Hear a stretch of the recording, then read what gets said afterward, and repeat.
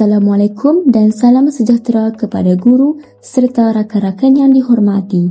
Nama saya Nur Alia Alisha binti Nur Azhan Shah.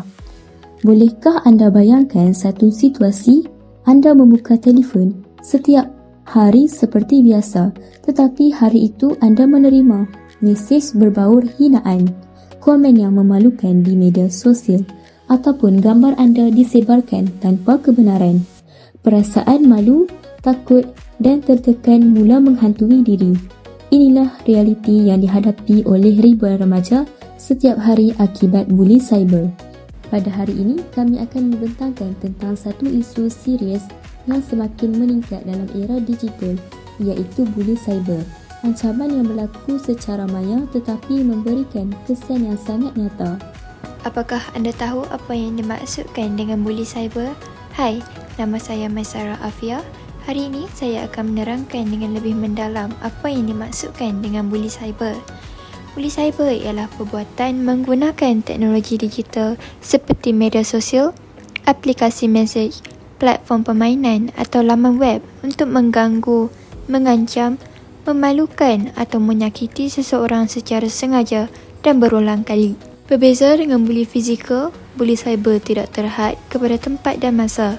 Ia boleh berlaku 24 jam sehari ataupun 7 hari seminggu. Mangsa tidak mempunyai ruang untuk melarikan diri kerana telefon dan internet sentiasa berada di sisi mereka. Jenis-jenis buli cyber. Jenis pertama ialah gangguan. Ini berlaku apabila seseorang menghantar mesej berunsur hinaan, ugutan ataupun kata-kata kesat secara berulang kali melalui WhatsApp, Telegram ataupun aplikasi mesej yang lain. Walaupun nampak seperti sekadar mesej, pengulangan yang berlaku boleh memberikan tekanan emosi yang serius kepada mangsa. Jenis kedua ialah menghendap cyber ataupun cyber stalking. Pembuli akan memantau aktiviti mangsa secara berlebihan, menghantar mesej ancaman atau cuba menakut-nakutkan mangsa melalui Instagram, Facebook dan platform lain. Tindakan ini boleh menyebabkan mangsa berasa tidak selamat walaupun berada di rumah sendiri. Jenis ketiga ialah penyamaran. Dalam kes ini, pembuli mencipta akaun palsu menggunakan nama ataupun gambar mangsa untuk menyebarkan maklumat palsu dan merosakkan reputasi mereka. Reputasi yang tercalar di internet boleh memberikan kesan jangka panjang terhadap hubungan sosial dan peluang akademik. Jenis keempat ialah pengasingan. Mangsa dengan sengaja tidak dimasukkan ke dalam kumpulan sembang, tidak dijemput ke perbincangan penting atau dipulaukan dalam komuniti dalam talian seperti Snapchat atau Discord. Walaupun kelihatan kecil, tindakan ini boleh membuatkan seseorang berasa tidak dihargai dan tersisih. Jenis terakhir pula ialah penyebaran maklumat ataupun kandungan peribadi tanpa kebenaran yang juga dikenali sebagai doxing. Ini termasuk penyebaran gambar peribadi, nombor telefon, alamat rumah ataupun video memalukan melalui Reddit, YouTube dan platform yang lain.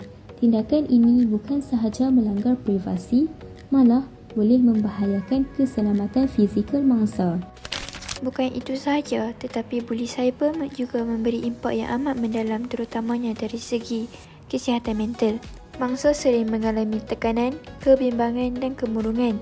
Mereka mungkin kehilangan keyakinan diri dan sentiasa meragui nilai diri sendiri. Dari sudut sosial pula, mangsa mungkin memilih untuk mengasingkan diri, menjauhkan diri daripada rakan dan keluarga kerana berasa takut ataupun malu. Prestasi akademik juga boleh merosot kerana hilang fokus dan juga motivasi untuk belajar. Dalam kes yang lebih serius, mangsa mungkin mengalami gangguan emosi yang membawa kepada kecenderungan mencederakan diri sendiri.